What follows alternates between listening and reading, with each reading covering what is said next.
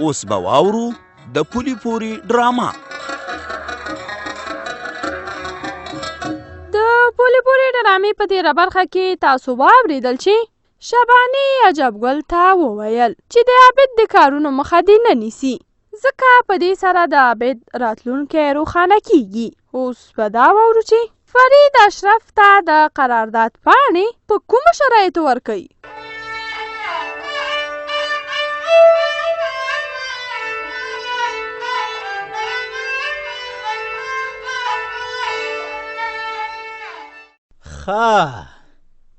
اشرف استاذ وایه که نه څنګه داسې اخوا دېخوا ګوري؟ انجینر صاحب فریده دا ځای مې ډېر خوښ شو، والا دا م ډېر ښه کار کړی دی چې د شورا ناستې لپاره م ډېر ښه ځای جوړ کړی دی. ته وګوره هر څوک په اسانه راتلی شي. او اشرفه په همدې خاطر مو دا ځای جوړ کړی دی او دا خو د خدای کلیوالو سره ښه وکړي چې د شورا د کارونو ملاتړ کوي. او بیا اوس یوازې شورا زمونږ د کنډو کلي نه ده، اوس را سره د وحدت کلي خلک هم یو ځای دي. ښه ته اوس دا ووایه چې تا څنګه راپېښه کړې ده؟ ما خو داسې راپېښه کړې ده چې زه خبر شومه شورا په غره کې کانکیندنه کوي او دا کارکیندنه په قرارداد ورکوي. دا خبره خو رښتیا ده که نه؟ و دا خو رښتیا ده. څنګه ستا زړه دی چې قرارداد کې برخه واخلې؟ انجینر صاحب همدې ته خو راغلی یم که نه، ما ویل زه به هم پکې برخه واخلم، نو هغه پرمې مې اوس په کار دي. سمه ده، زه به تا ته فورمې درکم، خو مخکې د دې چې تا ته فورمې درکم دا راته ووایه چې زموږ شرایط درته معلوم دي او که نه؟ انجینر صاحب بس چې هر شرطي غم یې مه کوه، موږ ته منظور دی. ته راته اوس فرمې راکه بیا به ګورو. ما هم خار خوړلی، څه ساده نه یم. نه اشرف استاده، زما دا فکر نه دی چې ته دې ګوندې ساده یې. مطلب مې په دې کې دی چې د شورا شرطونه عملي کول پکار دي. صبر.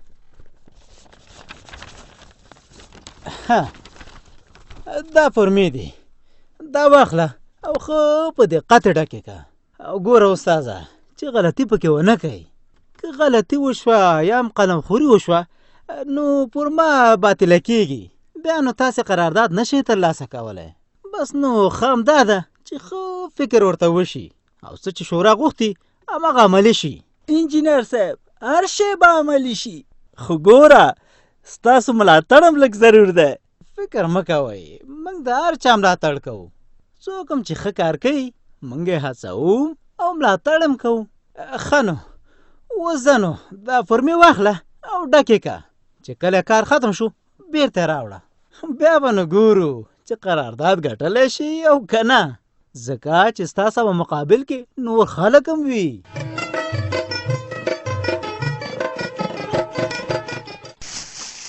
ترورې زه خو پوه نه شومه چې ملک ماما دا شیان ولې کور ته راوړي. تا ته په هکله څه معلومات شته؟ نه سپوږمۍ لوري، ما ته معلومات نشته. زه حیرانه یم چې اخر په دې دومره شیانو باندې څه کوي. خو زه خیر چې د یاسر پلار کور ته راشي نو پوښتنه به ترې وکړو چې دا د چا دي، د څه دپاره یې راوړي. د پوښتنې حاجت نشته، زه به پخپله درته ووایم دا د جامو رختونه دي، د اختر مخه ده. د اختر مخه ده، خو د یاسر پلاره دا خو زموږ د یو هم په درد نه خوري. ته وګوره په دې کې زما جامې کومه دي، د سپوږمۍ کومه دي، د نور بیبي کومه دي او د خدیجې کومه دي.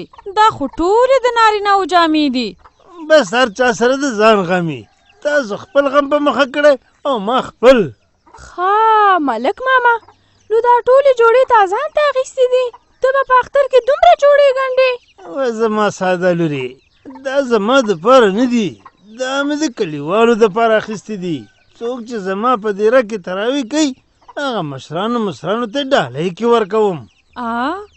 د یاسر پلاره نو د دې مطلب څه شی شو؟ مطلب یې همدا دی که نه چې خلک زما د دیرې نه خوشحاله لاړ شي. ښه نو یعنې تا خیرات منلی؟ ملک ماما که خیرات دې منلی نو بیا یې مسکینانو ته ورکه. د مسکینانو غم به شورا کوي شورا، ما ته دا خلک مهم دي چې زما د ری ته راځي.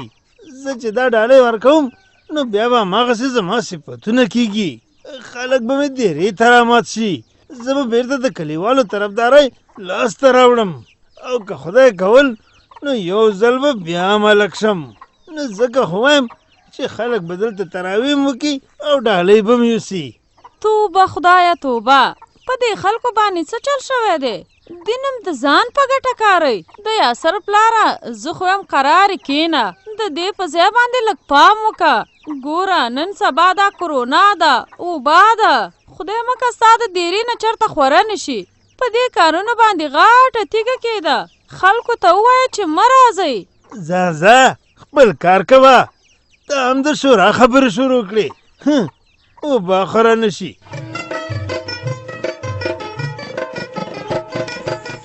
انجینر صاحب فریده، زما خبرو ته ښه غوږ ونیسه چې زه څه دپاره راغلی یم. الله دې خیر کړي. عجب ګل کاکا وایه، زما درته غوږ دی. نه که نه، داسې غوږ نه، زما په خبره ځان پوه که. زه درته په ګیله راغلی یم، په ګیله. په ګیله راغلی؟ خدای دې خیر کړي. د څه شي ګیله؟ کیسې ته غوږ شه. د پټو نه ستړی ستومانه کور ته لاړم، چې څنګه په دروازه ننوتم، اسباب مې په ځای کول چې کړپ شو، د ګن نه ډکه خلطه مې په دې سر راوغورځېده. بیا چې مې په دروازه کې سر ښکاره که او پلو دې پلو مې وکتو، نو دا کار د نورلا بچو کړی و، ځکه هغوی منډې والي. وروره تا ورته ځای ورکړی دی، نو دا ګیله مې ځکه تا ته راوړه. ښه نو اوس ته څه وایې چې زه څه وکړم؟ ځای ورته تا ورکړی دی، یا دا خلک د دې ځای نه وشړه او یا یې پوی که. ورته ووایه که سم ژوند کوئ خو ویې کوي، او که نه نو دا خلک په غم مه اړوئ. عجب ګل کاکا، که رښتیا درته ووایم نو ما نورالله ته د میو ګل کاکا په سترګو ځای ورکړی دی. زه خو وایم چې خیر دی، لږه ګزاره به ورسره کوو، او د بچو په هکله نو خیر دی، زه به ورته ووایم چې سمې لارې ته یې برابر کړي. که تا دا ځای د میوه ګل لالا په سترګو ورکړی دی، نو هغه هم دې ښه ورځ نه ده لیدلې، هغه هم دې دوه پوځ ته راغلی و، دې دوه پوځو ته بس خلاص ورته ووایه چې یا ځان سم کړي او یا کډه والي. که نه نو زه خو درته ښه معلوم یم چې د نشې ماغزه مې دي، داسې کار به ورسره وکړم بیا بیا یاد ساتي. نه عجب ګل کاکا، خیر دی، ته لږ حوصله وکړه، دا دومره غټه خبره نه ده، خیر دی وبه شي. وایي غټه خبره نه ده؟ زما په سر ګن پروت و ګن، او ته وایې غټه خبره نه ده؟ بس انجینر صاحب فریده، زه تا ته په ګیله راغلی یم او غاړه مې در باندې خلاصه کړه. ښه به دی چې زه مجبور نه شم چې بیا د نورلا ګریوان ته لاس واچوم، او په دې هکله بیا زه د چا خاطر هم نه کوم، نه ستا او نه د میوه ګل لالا. د نورلا د بچو نه خو نه انسان په قلاره دی او نه حیوان. خدای خبر شه، خدای خبر شه چې دا څه فتنې دي.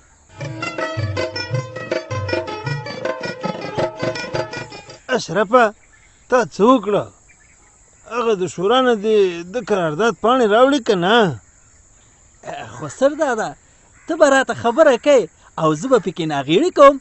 نه نه نه نه نه نه، هېڅکله نه، ځکه چې ستا خبره د کاڼي کرښه ده، کرښه.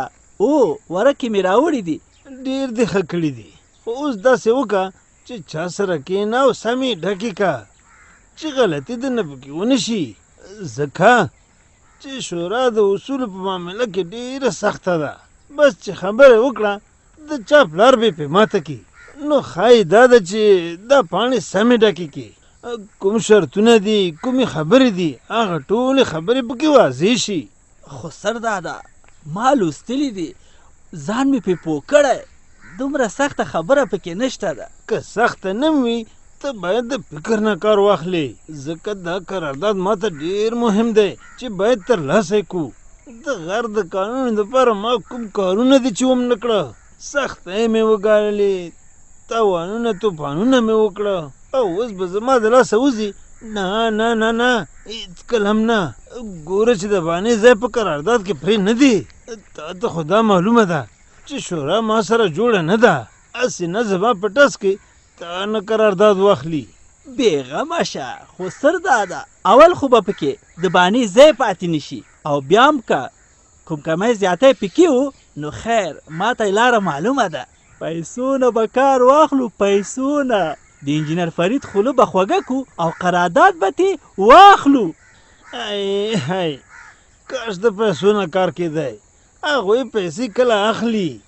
بېغمه شه، ما ورسره غوږ جنګولی. داسې مې په اشاره انجینر فرید پوه که. د خدای مهربانه دی. او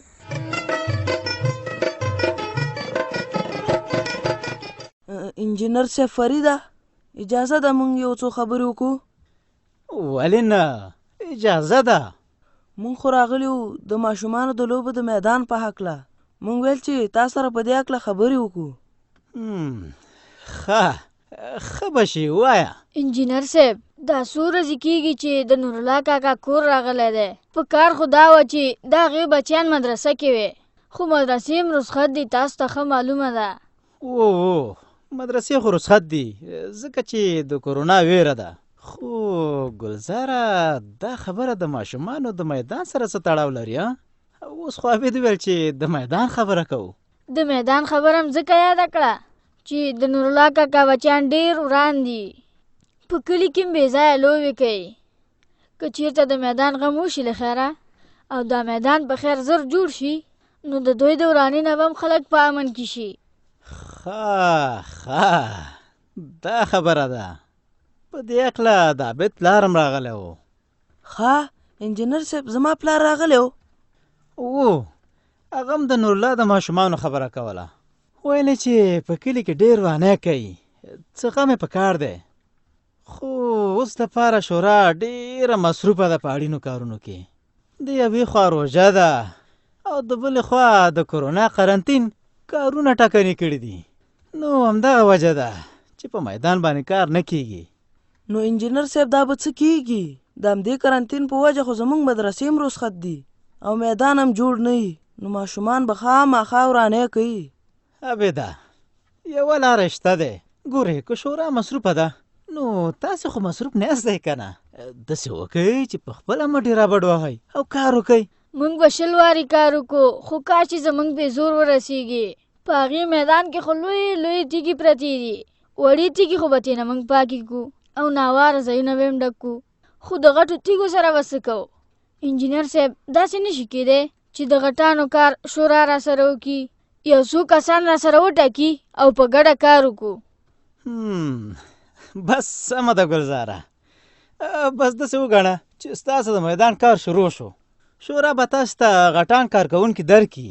بس تاسې داسې کار وکئ چې سر سبا له خیره سره میدان ته ځان حاضر کړئ.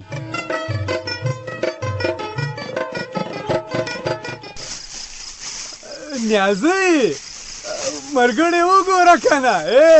دا رخت وګوره، رختو دا چیرته و؟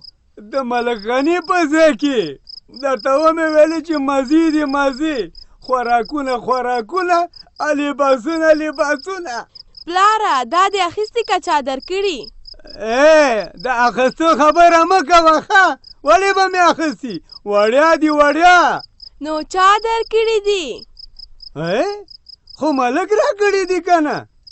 الله توبه په یو جوړ جامو اوس خپل ژوند خطر کې اچې. دومره ورته خوشحاله کېږه ما، په دې کې به هم د ملک څه مطلب وي. دا وګوره نو مکتب د کومه شنو وی مکتبي او بیا د مکتب خو ستا جامې نه دي، دی ماله را کړي دي ماله. مکتب نه ویم د ملک به پکې مطلب وي. ښه داسې وې وکه نه. هېڅ مطلب یې پکې نشته. ښه فقط د خدای رضا مطلب دی. ملک ډېر ښه سړی دی او بیا په خیرات کې به نو د چا څه مطلب وي؟ بس په دې ولس باندې زړه خوږېږي. ملک دی که نه؟ پلاره چې په ولس زړه خوږېدلی نو ورته به یې ویلي وو چې تراویح کور کې وکړي، دلته مه راځي او یا به یې ورته د احتیاط لاره نیولې وه. خو د هغه په هر څه کې خپل مقصد وي. د خپل مقصد دپاره یې څو ځلې مدرسه بنده کړه. منګیز مرکز بند کو. غلی شه او ښه وړاندې شه. په تا باندې خو هسې دا پردي غیبتونه ښه لګېږي. ته د مدرسې جنۍ ښه د غیبت د ګناه نه ښه خبره مې او بیا هم غیبتونه کې. درته مې وویلې چې ملک غني خرابتي سړی دی. خدایه پاکه که زما په دوا باندې کېږي نو ته یو ځلې بیا ملک کې. د دغه سپېرې شورا نه خو بلا هم ښه ده بلا. شورا خو بس ایله هم دې ته تکړه ده چې ولور کم که او ولور مه اخله. بس دې خبرو ته یې پرېږده. چېرته د خیر کار خو ما ونه لیدو. که د شورا په ځای باندې ملک غني وې نو په عجب ګل باندې 10 لکه ورور منلو 10 لکه پورې. الله توبه دا سړی خو پیسو بیخي لیونی کړی دی. دا څنګه ځان سره وبنګېدلې ها؟ څه دې ویلې؟ هېڅ مې هم نه دي ویلي.